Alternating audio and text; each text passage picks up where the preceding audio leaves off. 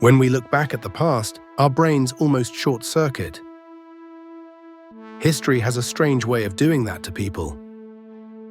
The problem is, history hasn't always been written perfectly. A lot of it depends on who wrote it and how it was recorded. Because of that, many historical misconceptions have survived until today. One of the biggest myths is that the pyramids of Egypt were built by slaves. That's not entirely true. In this video, we're going to look at some of the most common historical mistakes people still believe. Let's start with the pyramids of Egypt. If slaves didn't build them, then who did? In ancient Egypt, like in many parts of the world at the time, slavery did exist. Most slaves were prisoners of war and were usually given simple, heavy labor: farming, digging, cleaning, carrying things. They were not trusted with technical or specialized work. Construction itself is highly technical, especially when you're talking about something as complex as the pyramids. You can't just send untrained laborers to build a structure of that scale and expect it to work. Most modern, unbiased historians agree that the people who built the pyramids were skilled workers, engineers, craftsmen, and artists. Many of them were paid and highly trained. The stone blocks had to be placed with extreme precision.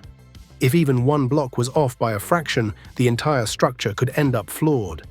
Sometimes sections had to be dismantled and rebuilt to ensure everything aligned perfectly. Even today, if you want to build a simple brick wall, you hire a skilled mason.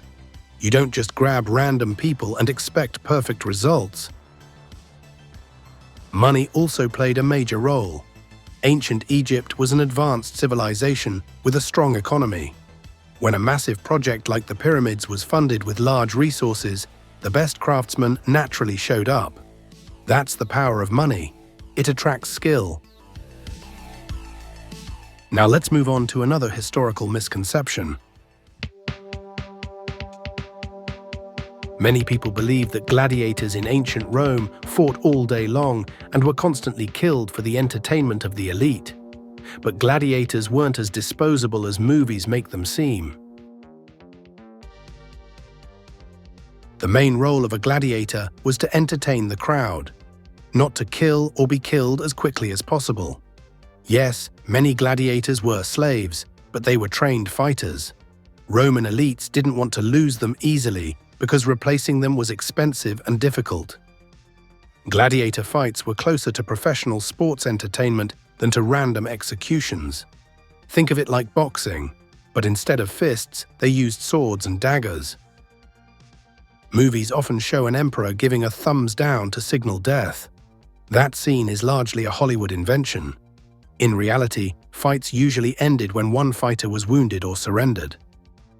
Most deaths happened later, due to blood loss or infections, not because someone was immediately executed in the arena.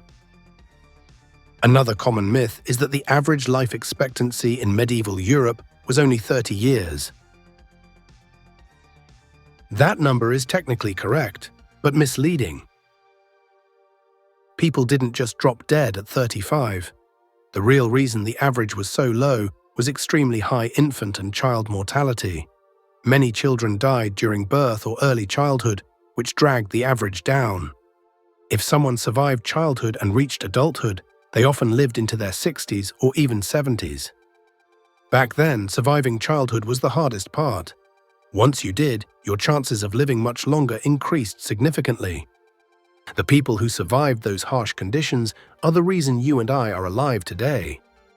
Some experts describe the odds of any one person being born as astronomically low, almost impossible. That alone should remind us to value our lives and the lives of others. For example, don't drive 120 miles per hour on a crowded highway. You're not only risking your own life, you're risking everyone else's. In many countries, that's considered a serious crime. Now let's move on to another historical myth, the Trojan Horse. You've probably heard the story. The Greeks failed to capture Troy, pretend to retreat, and leave behind a massive wooden horse. The Trojans bring it into the city, not realizing armed soldiers are hidden inside. At night, the soldiers emerge, open the gates, and Troy falls. It's a great story, but its historical accuracy is heavily debated. Many historians believe the Trojan Horse is more myth than fact. Even Homer, who wrote the story, is a mysterious figure. Some believe he was a real person, others think he may have been multiple poets, or even a symbolic name. There's no solid evidence proving the Trojan Horse happened exactly as described. Another myth is that ancient people believed the Earth was flat. In reality, as far back as 2,600 years ago, educated scholars wrote about the Earth being spherical. There is no reliable scientific source showing that educated scientists believed the Earth was flat. Even during the medieval period, astronomers, especially in the Middle East, clearly described a round Earth. Scholars like al-Khwarizmi, Nasir al-Din al-Tusi, Ibn al-Haytham, and Abd al-Rahman al-Sufi made major contributions to astronomy. Now let's talk about Vincent van Gogh. Van Gogh is one of the most famous painters in history. He also suffered from severe mental illness, though the exact diagnosis is still debated by experts. Many believe his condition influenced how he perceived the world and shaped his unique art style. There's a popular story that Van Gogh cut off his entire ear and gave it to the love of his life. That's not true.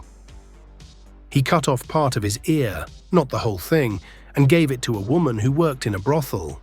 There was no romantic relationship involved. Van Gogh lived a deeply painful life.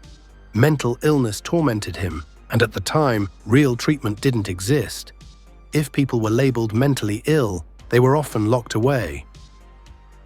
He lived until the age of 37 when he shot himself. The tragic part is that he died in poverty.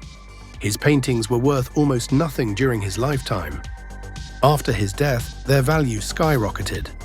In 2022, one of his paintings sold for $117 million. Humans came from monkeys. No scientist claims that humans evolved from modern monkeys. Instead, humans and monkeys share a common ancestor. Early human ancestors looked similar to apes, but they were not monkeys. Species like Australopithecus lived around 3 million years ago and gradually evolved into Homo habilis, Homo erectus, Neanderthals, and eventually modern humans. It wasn't like a chimpanzee went to sleep one night and woke up human the next day. When people think of Vikings, they imagine fierce warriors wearing helmets with giant horns. That image is everywhere, in movies, cartoons, video games, and even sports logos. But historically, it's almost completely wrong. There is no solid archaeological evidence showing that Viking warriors wore horned helmets in battle.